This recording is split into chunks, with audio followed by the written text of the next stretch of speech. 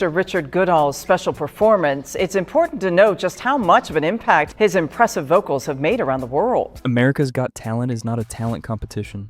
It is a feelings factory with a talent competition built around it, and the sooner you accept that, the more sense the last 20 seasons make. The acts are real. Some of them are genuinely extraordinary, but the discovery is staged. The backstories are excavated by producers with questionnaires. The spontaneous judge reactions are anything but. And the open call auditions, the ones where regular people stand in line for 6 hours convinced they have a shot, reportedly exist almost entirely to cast the acts that get buzzed off in 30 seconds.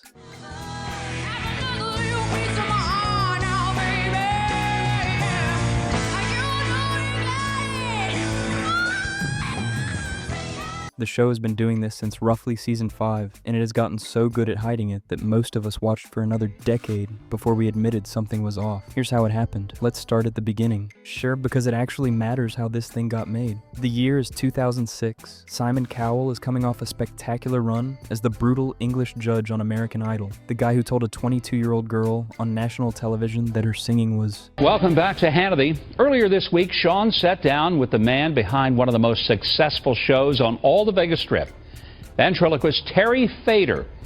He introduced Sean to a huge new addition to the show.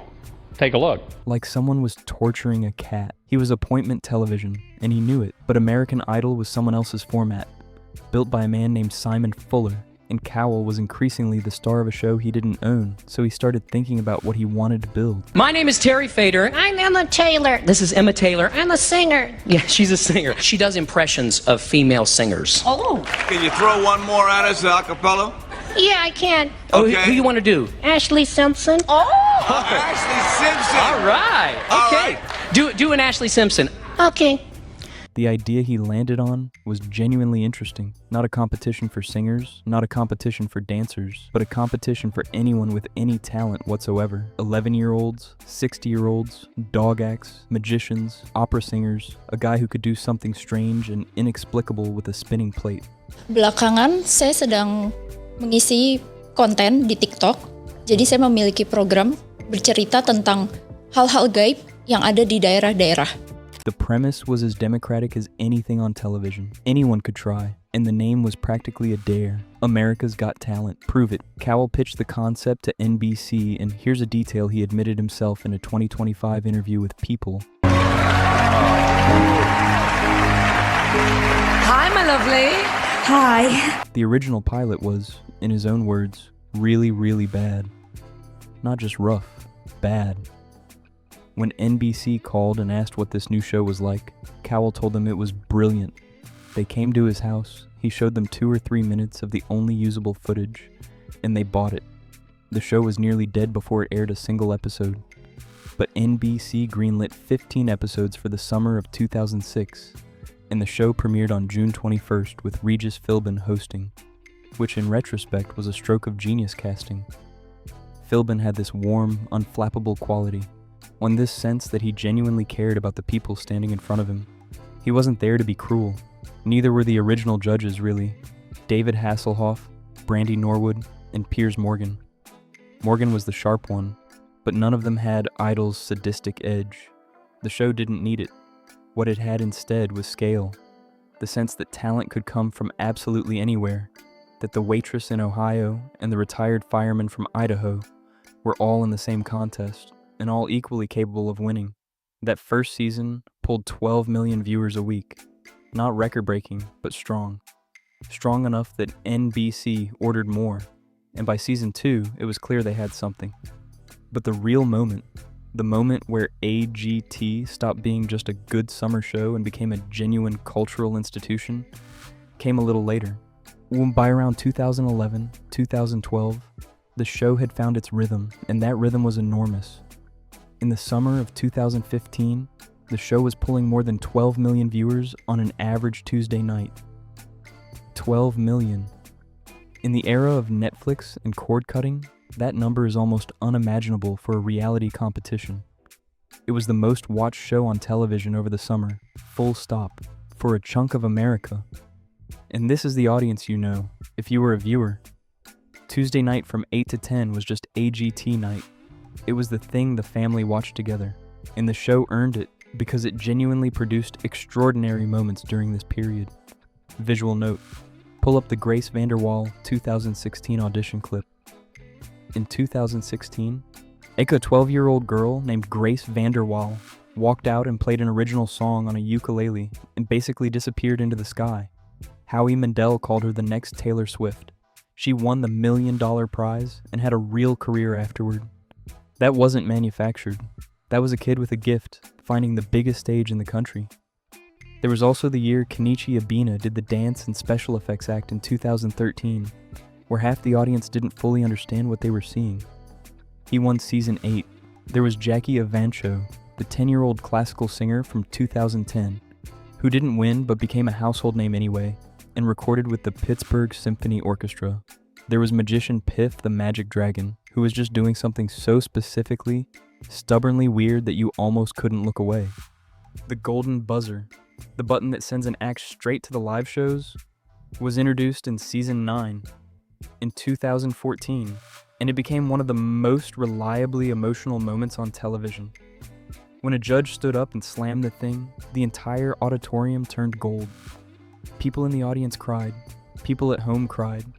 It was genuinely, consistently moving. Howard Stern joined as a judge in 2012 and paradoxically made the show feel less mean. He had this particular gift for telling someone they were terrible in a way that still respected their attempt. He took it seriously as a competition rather than as a freak show. His years on the panel, roughly 2012 to 2015, might honestly be the show's best. We watched because we believed it. That's what's worth saying here. We believed in the randomness of it. We believed the talent walked in off the street. We believed the judges didn't know what was coming. We believed, basically, in the premise. And here's where it gets complicated. At first, we didn't notice anything. Or we noticed and didn't want to admit it. But go back and look at the auditions from around Season 8, 9, 10. Look at the structure of them. Every single audition follows the same template. Sad backstory delivered to camera before the performance, smirking judges implying they expect to be underwhelmed. Jaw drop moment during the performance, standing ovation, judges recap of the sad backstory in case you missed it. Everyone. The formula is so consistent it starts to feel less like coincidence and more like a script. And some people started asking, where do all these people with sad backstories actually come from?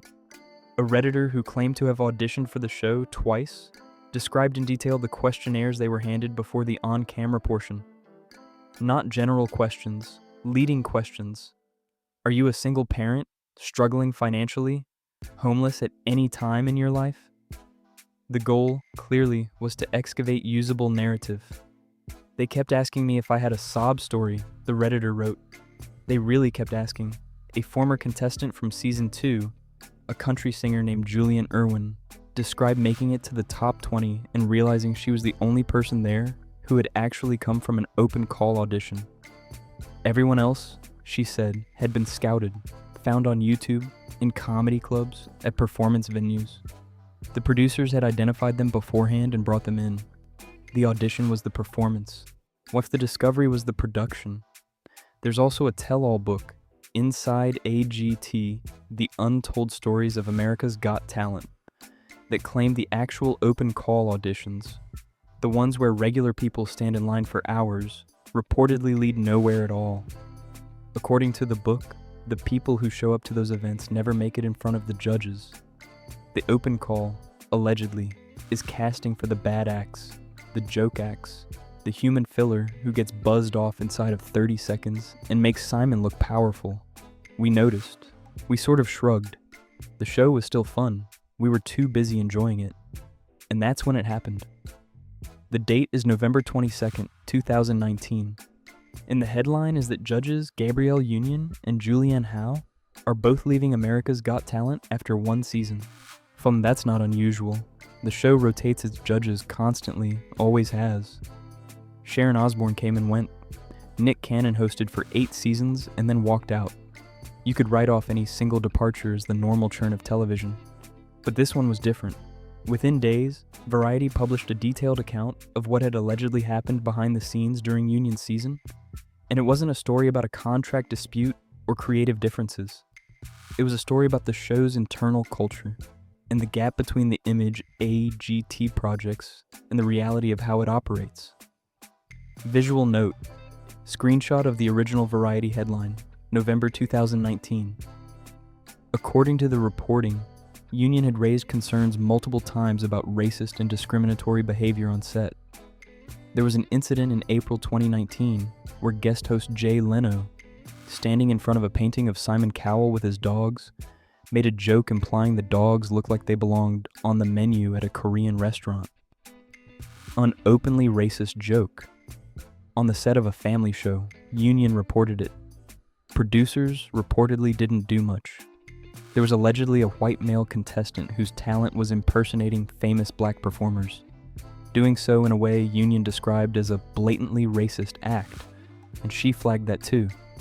There were reportedly consistent notes given to Union about her appearance, with multiple sources alleging her natural hairstyles were described as too black for the show. And throughout all of this, Union had to contend with Simon Cowell, who literally owns the show, in the sense that he is both executive producer and judge, smoking cigarettes inside the theater, which is not only prohibited in California, but was also causing Union, who is severely allergic to cigarette smoke, physical distress. When she raised this, she was told there was nothing anyone could do. Simon couldn't be stopped, apparently, not by fire marshals, not by NBC executives. When Union pushed back on any of this, she was labeled difficult. And when her contract was not renewed, her husband Dwayne Wade went on Twitter and made it plain. She was fired. When I got the news that my wife was being fired, he wrote, "My first question was obviously why. I am still waiting on a good answer."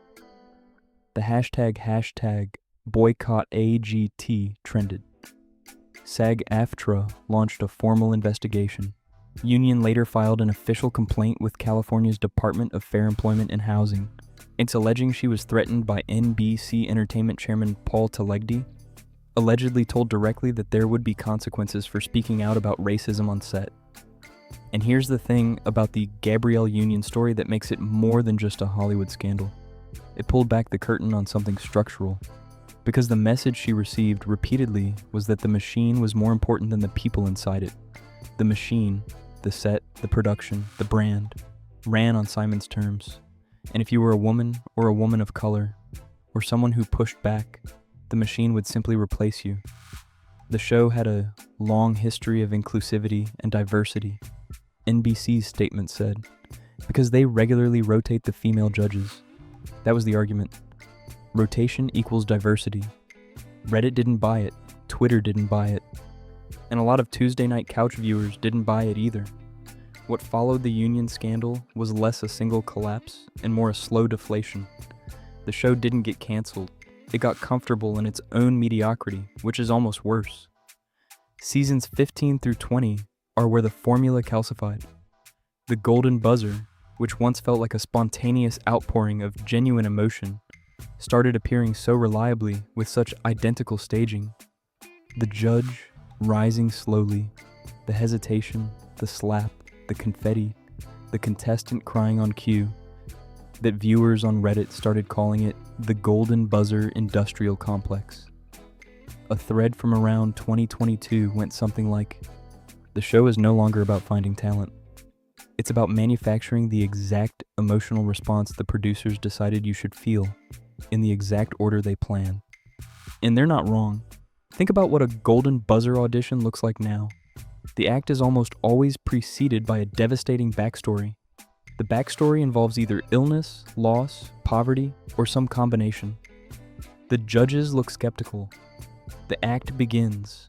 At some point, almost always a specific engineered point, the music swells, and one of the judges starts to tear up before the act is even finished. The confetti falls. Everyone is crying. It's not that the acts aren't talented. Many of them genuinely are. It's that the emotion feels pre-installed, like it came in the box. Season 15, in 2020, was produced without a live audience because of the pandemic. It should have been strange and flat. Instead, it was revealing, without the crowd reaction to follow. The judges' performed amazement suddenly looked exactly like what it was, performed. Howard Stern left after season 10, His replacement cycle is a useful indicator of where the show was heading. Mel B came back. Sofia Vergara joined. Nobody filled Stern's particular role as someone who treated the competition as an actual competition rather than as a content delivery mechanism. Simon Cowell, meanwhile, who was once the sharpest judge on television, began to mellow out around season 18 in ways his own fanbase noticed. The AGT Wiki actually documents this. Up until 2022, Simon was the toughest judge on the panel. In recent years, Simon has mellowed out and is nowhere near as strict as he used to be.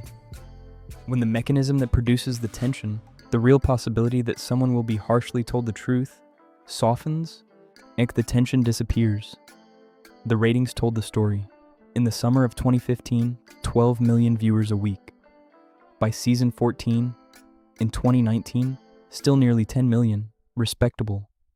After the pandemic, season 16 in 2021, 6.6 million. Season 20 in 2025, struggling to clear 5 million, with any number above that threshold considered a win. The show lost more than half its audience in a decade.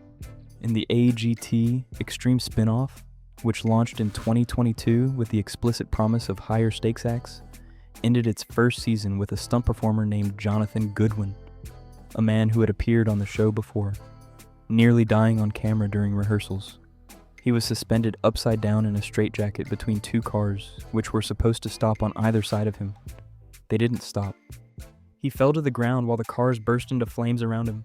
He survived, but he was left paralyzed from the waist down. Production halted. The spin-off was quietly wound down. It's hard to call that entertainment. It's hard to call it anything but a production that had run out of ideas and was gambling with people's bodies to find new ones. So where does that leave us? Can America's Got Talent be saved? Honestly, no, not in any meaningful sense. Not the version that made you feel something on a Tuesday night in 2013. The problem isn't the talent. People with genuine, stunning abilities still walk onto the stage every season. The problem is that the architecture around the talent has become so engineered, so focused on producing a specific emotional transaction, and that the authenticity that made the show work has been replaced with a very good simulation of authenticity. And once you see the simulation, you can't unsee it. The sob story questionnaires, the pre-scouted contestants, the contestants whose jokes have to be submitted in advance, the contracts that reportedly allow producers to depict someone's personal story in a manner that may be factual or fictional. All of it points to a show that isn't finding America's talent so much as it's manufacturing America's feelings. What could save it, theoretically, is exactly what it refuses to do. Slow down, remove the formula, let an act actually surprise the judges with no pre-production machinery around it. Stop treating the golden buzzer as a content unit. Stop cycling through female judges like set decorations. Let someone sit at that table who will tell a mediocre act the truth without being fired for it. But that's not what a show in its 20th season does when it's averaging 5 million viewers. What it does is hold on and hope the numbers stabilize. So here's what I want to know from you. Is there a specific moment, a season, an audition, a golden buzzer that just felt too perfect? Where you personally stopped believing the show? Drop it in the comments, because I genuinely think we all have a slightly different breaking point, and I want to hear where yours was. If you like videos that actually try to figure out when and why a thing you used to love went sideways, we do this every week here. Subscribe if you want more of it, that's all.